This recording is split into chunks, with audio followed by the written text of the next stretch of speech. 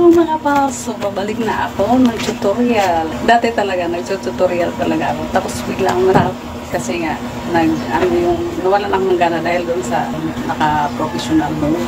Yan. Kaya biglang tapos balik tayo dito. Hello! Topic natin ngayon mga pals, about sa Reels. So, itong page ko na to is kakalinis ko lang talaga. So, nakita ko doon kung ano yung mga bawal. Itong content ko na ito is based on my experience sa sarili kong account. So, disclaimer po. At hindi po ako nakipagkumpetensya sa mga matatagal na nag-tutorial. So, sa akin lang po ito. So, ang nangyari po sa akin, kasi noon, alam ko, tapos bigla ko nang nakalimutan, syempre sa tagal. So, yung iba, ngayon ko lang nalaman, at saka bagong update na rin si boss, kaya ganito ang nangyari.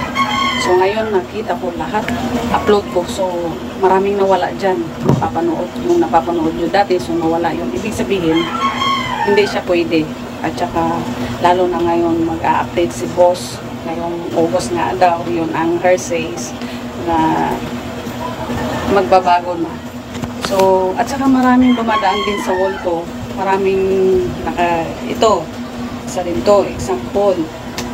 Yan, maraming dumadaan. Mahirap kasi pinaghirapan natin yung content natin. Tapos, pagdating sa dulo. Kaya, isa din po yan na nawalan ako ng gana. Kaya, bigla akong mawawala. Bigla na naman susulpot. Yung ganon kasi, isa sa yun ganyan na pag meron na tayong violation, parang doon tayo nahihina. Pero, lakasan lang natin ang loob. At saka pag-checking po ng mga violation is mas maganda po talaga i-check ang page na gamit. Kasi ang hirap ng profile na ginawang professional mode. Ang hirap hanapin ng hirap hanapin ang mga violation. Kung alin doon ang pwede na video. Kasi ngayon, hindi na nilalabas doon sa sa support inbox yung mga bawal, yung hindi pwede ito, yung ganun.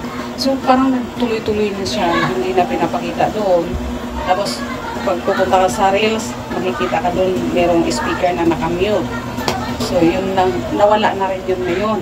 So sa page, mas mabilis, makikita mo na agad. So chinek ko rin yung profile ko, hindi talaga siya makikita. So, hindi mo alam kung alin dyan yung bawal, kung bakit hanggang ngayon hindi pa na-monetize or content monetization. Yan. So, itong topic ngayon is maggagawa na sana ako ng content about sa mga